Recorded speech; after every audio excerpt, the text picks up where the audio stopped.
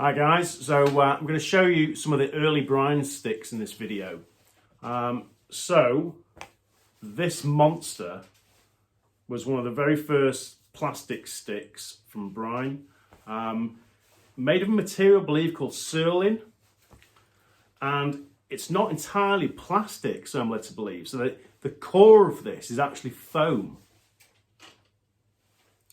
So a couple of things here on this brine stick I'm going to point out. So we've got gut shooters rather than nylon shooters, but it's also got a gut ball stop as well, like you'd see in a field traditional stick. I mean, these heads are massive. I mean, you can see that is a huge lacrosse stick. Now, Brine actually made a couple of very similar looking models, but there was actually attack, midfield, defence and a goalie version. So I'm just going to grab one of these ones to show you.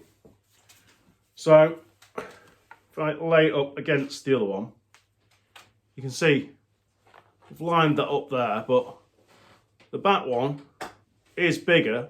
So I'm not sure whether this is the attack and that's the midfield, or maybe that was the defence and this was the midfield. But I've certainly got a couple of different sizes in the collection. From the side, they look exactly the same. It's a longer head, slightly wider at the top. So we've got traditional leather pocket, traditional leather pocket, traditional leather pocket.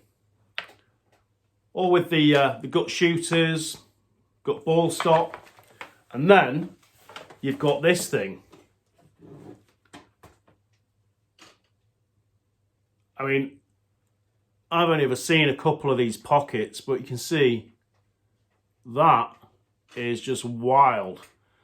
What these plastic things here are, I have no idea. I don't know what purpose these serve at all. But in comparison to some of these leather pockets, which don't really have much definition on them, I mean, that's just a pocket.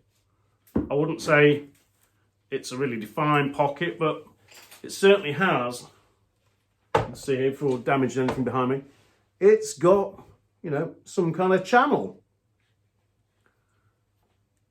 But really unusual pocket. So if anybody knows anything more about this pocket, I'm certainly interested to know more about it, when it was created, and what purpose these plastic things serve, because I just cannot see the reason behind these things.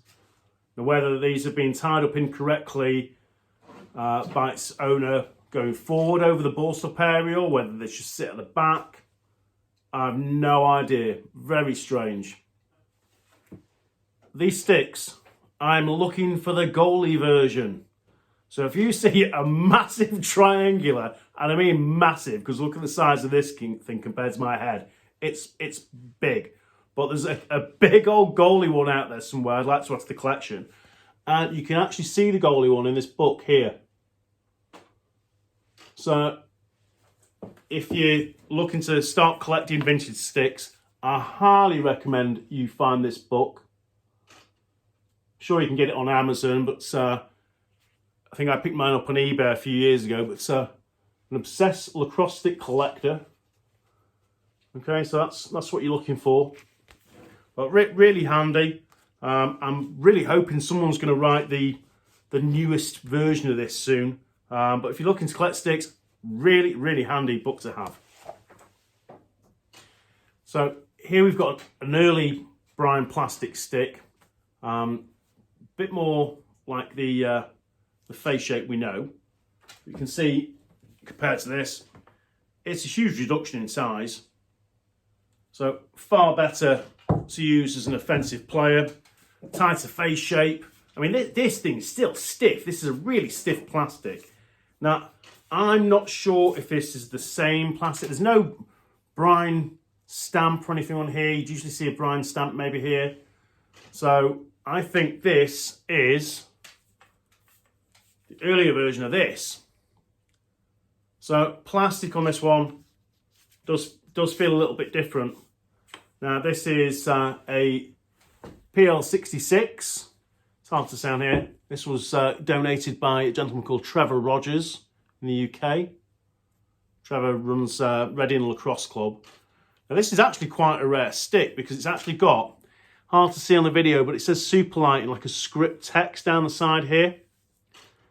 And I haven't seen too many in this colour actually either.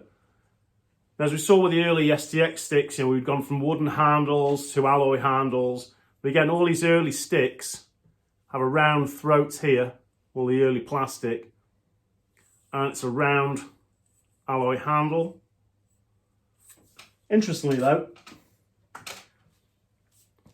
although it looks octagonal, on this I think it's still a round piece of wood going into the handle.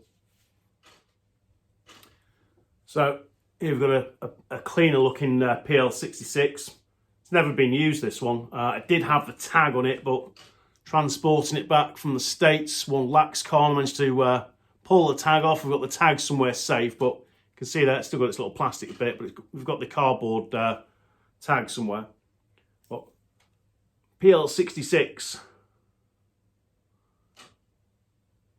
It always amazes me when these sticks came out from the factory. Bear in mind, there wouldn't have been many retailers back at the time. I think a lot of this stuff would have been bought mail order. But, you know, just to send a stick out with a pocket like that, I mean, we're proud here at Northern Salt. We send customers out with a decent pocket. You know, there's the occasions where you send out a stock beginner stick. You know, you've got to fix the pocket up a little bit. But anything custom, you know, we're putting out good pockets. But back at the time, you know, to receive this. So the PL66 would be marketed as, say, an offensive stick. Of course, then you'd need a defense stick.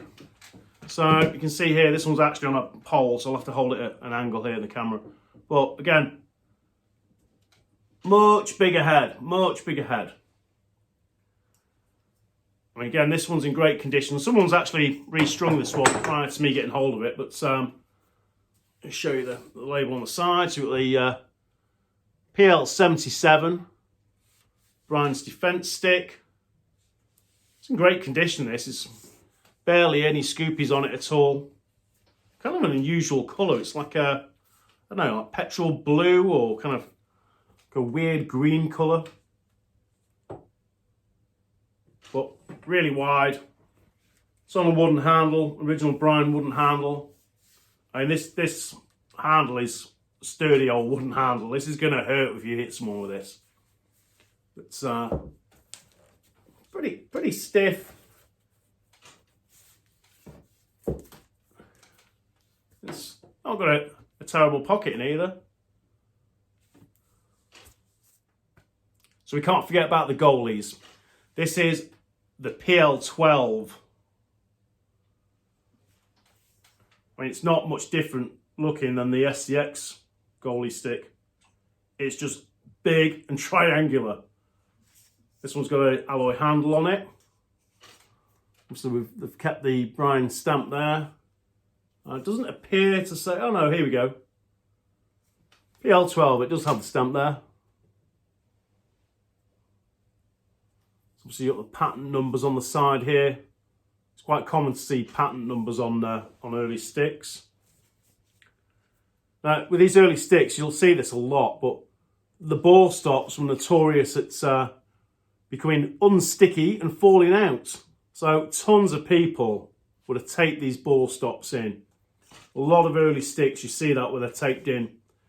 Would have been quite frustrating, these things either falling out or they get kind of brittle over time as well. So you can see there, they kind of start to crack. And if you can see that, they crack and deteriorate and fall out.